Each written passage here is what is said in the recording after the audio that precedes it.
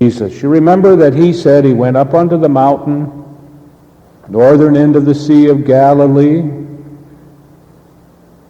and when the disciples gathered, he sat down and began to teach them. In the Jewish tradition, you sit to teach. You stand to read the scriptures and sit to teach. So, I either have to give up speaking and teaching, or I have to sit. I also want to thank the choir. Did you know that your choir director not only has a beautiful solo voice, he can sing soprano, alto? I mean, I was listening to him when the soprano solo was there. I said, who's singing that other one? And there he is, and singing right along with him. Thank you very much. I enjoyed Amazing Grace, as I always do. One last thing, we're in a different age. A week and a half ago, I received a call. Rabbi Richard Hertz, who is the professor of Jewish Studies, the distinguished professor of Jewish Studies at the University of Detroit, which, as you know, Mercy, which is a Jesuit school, and now the Sisters of Mercy, became ill, and they called me to see if I would teach the courses for him. What a change. Can you imagine a Protestant minister teaching Jewish studies at a Jesuit university? Times are changing, thank goodness. And because times are changing, there are things that we can do that we never used to be able to do. There are emphases that are coming into our lives that we didn't have before. And some of the old dialogue and some of the old debate, and I'm talking about debate that's going back literally for centuries, is no longer at the center of our existence. We are reading and studying, and if we understand, learning much more than we ever did before, because the very nature of religion today is increasingly in all of our traditions in the hands of the lay people who are challenged to think, to read, to study, to act out, to be a part of. There was a time when it was all done for you. All the thinking, all the theology, all the understanding was not in the hands of people. It was in the hands of the professionals, the priests, the ministers, the rabbis. It took a long time before any of our religious groups understood that the lay people ought to read the Bible, ought to study it, ought to understand it, and that when they heard the kinds of discussions that were going on, were a part of it. And there is no place that's more important than in our theme of the day. Martin Luther, because he was rebelling against some false concepts, and had some false concepts of his own, argued that only part of Christianity that was essential was faith. Correct belief is the correct faith is what's essential. You hear that today very often in some circles. What do you believe about is the first question. Martin Luther quoted Paul out of context when Paul said, "By faith are you saved, not of works." Absolutely true. Are we still on? Okay. Faith is a gift of God. Love is a gift of God. You cannot earn God's mercy. You cannot earn a loving mother's or a loving father's love. It is a gift freely given. If you have to earn it, it's no longer a gift, it's wages. And Paul is arguing this. There is no doubt that you cannot earn God's love. So don't try to be righteous, because there are no righteous people. Don't try to be perfect. There are no perfect people. Look at the Bible record. It's amazing. Jacob stole through cunning the birthright of his brother Esau. Moses was a murderer, killed the Egyptian who was abusing a Hebrew. David killed Uriah the Hittite in order to take his wife. God doesn't use perfect people because we all fail. What does God use? People who are willing to say, "Here am I." One of the courses I'm teaching this semester is a course on the prophets, and it's great fun for me to be rereading the prophets in a little different way. I always reread them differently each time. And in the prophets there is a call. It begins very early on. And God said and called to me, and I said, "Here am I, here am I, here am I." Moses, "Here am I." Jeremiah, "Here am I." You always have an option of following the call of God or not. And that option requires either turning and walking away or saying, "Here am I." And when you hear the "Here am I," you have not only a message, but you have obligation. So in the first place, doers and hearers only, which comes out of the message of James. But be doers of the word and not merely hearers who deceive themselves. For if they are hearers of the word and not doers, they are like those who look at themselves in a mirror. For they look at themselves and on going away immediately forget what they were like. To which I say when I walk away, amen. I am glad to forget what I look like in the mirror. But isn't that a beautiful picture? There are people that go to church. There are people that attend the religious services. They think that by attending they've done something, and they have. But when they walk away, it's been a mirror rather than a re-establishment of the call of God in each of our lives. Here am I. Good faith results in deeds. Again from the book of James. What good is it, my brothers and sisters, if you say you have faith, but do not have works? Can faith save you? If a brother or sister is naked and lacks daily food, and one of you says to them, "Go in peace, keep warm and eat your fill," and yet you do not supply their bodily needs, what is the good of that? So faith by itself has no works, is dead. When I preach on the Lord's Prayer, we have a wonderful statement in there. Give us this day our daily bread.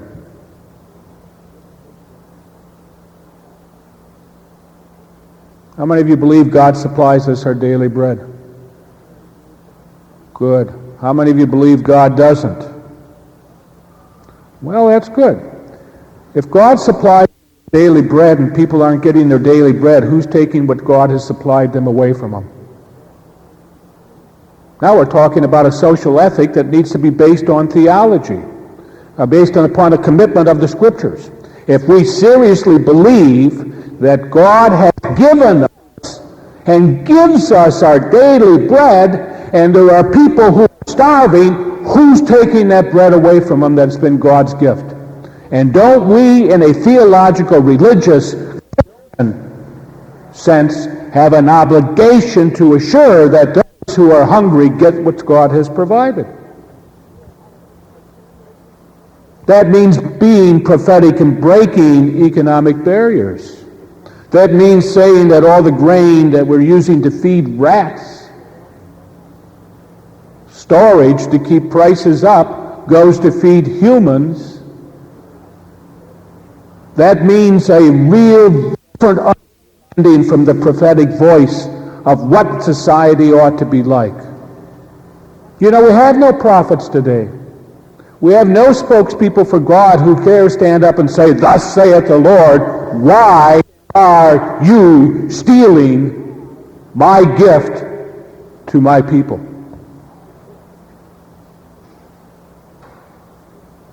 Wouldn't you like to hear somebody stand up and say, as President of the United States, "I believe when I say the prayer that Jesus taught us to pray, give us this day our daily bread," that God does, and as President I will assure that every person every individual will receive God's gift immediately.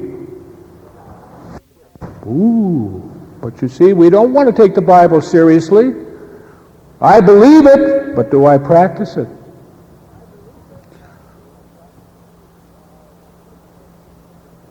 Who is wise and understanding among you? Show by your good life that your works are done with gentleness and wisdom. James 3:13. You see, we think like the Greek world. Wisdom is an intellectual kind of an affair. We're so far from the biblical world that oftentimes we fail to understand when we're reading the Bible, we are reading a world thought and a world process that does not match what the Greeks did. We want to listen to the Greeks. They have the ultimate concerns. They're concerned about the order of things. They're concerned about the nature of beauty. They're concerned about the beginning of the world. Concerned about those things which are part of the intellect. Wisdom is knowing, knowledge. But the biblical world is that knowledge is the acknowledgement of God in life and our mutuality. The biblical world knows that God is the creator, so why ask about the ultimates of creation? It's to live them out. Wisdom is, according to the book of Proverbs, the fear of the Lord your God.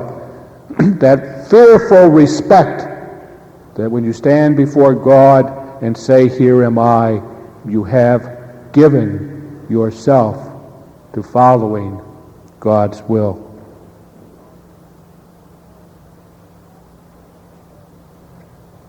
The prophet Jeremiah laments what is really at the heart and core of the biblical message throughout. Your people have you on their lips, but you are far from their hearts.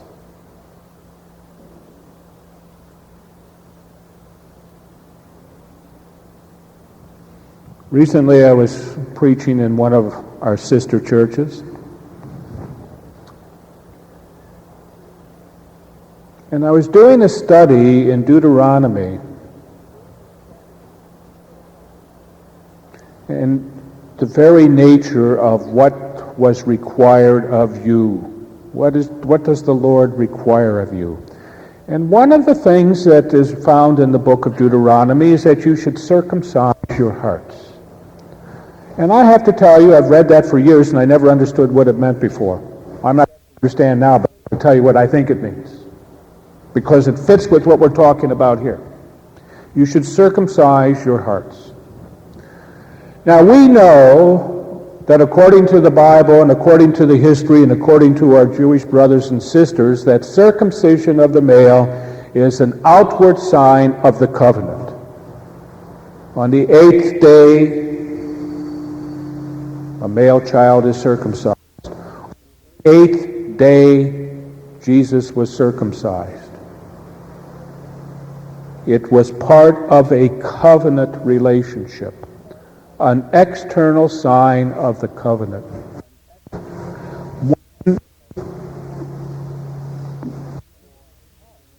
Circumcise your hearts.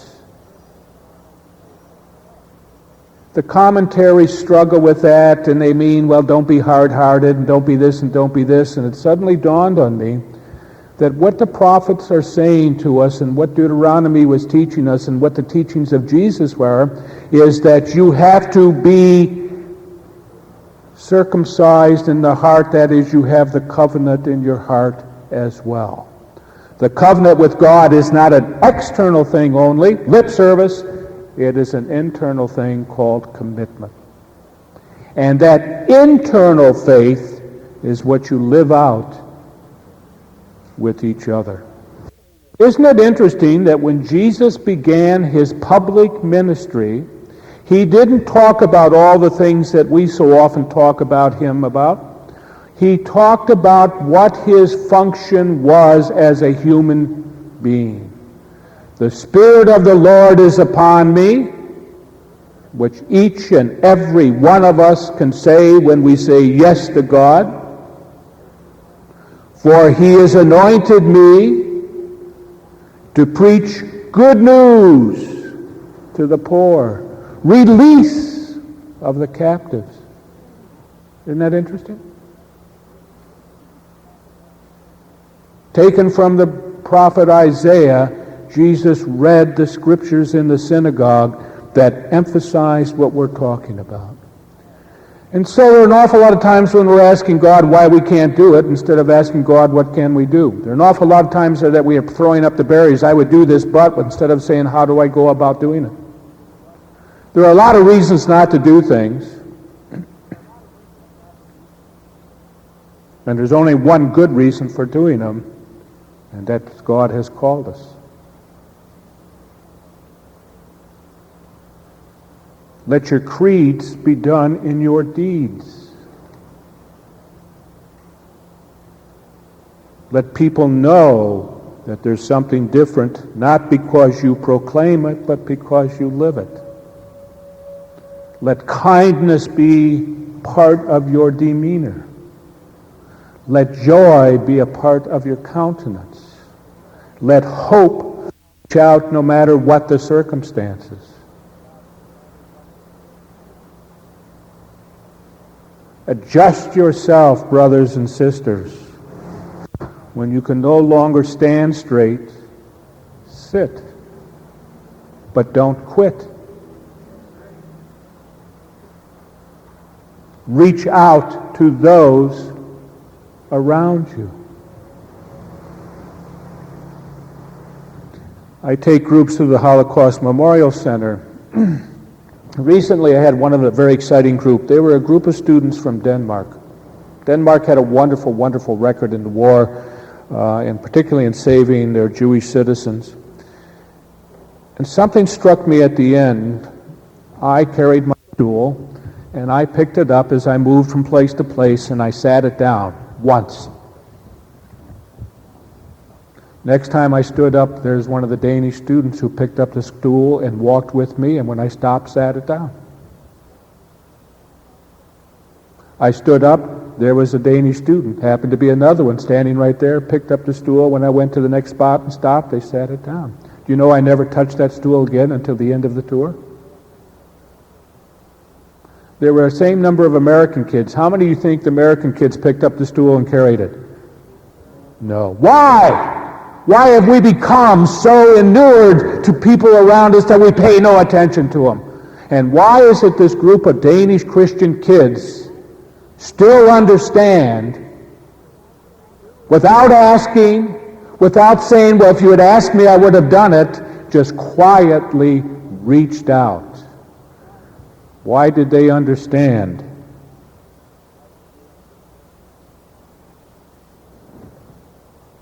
And do we understand that way?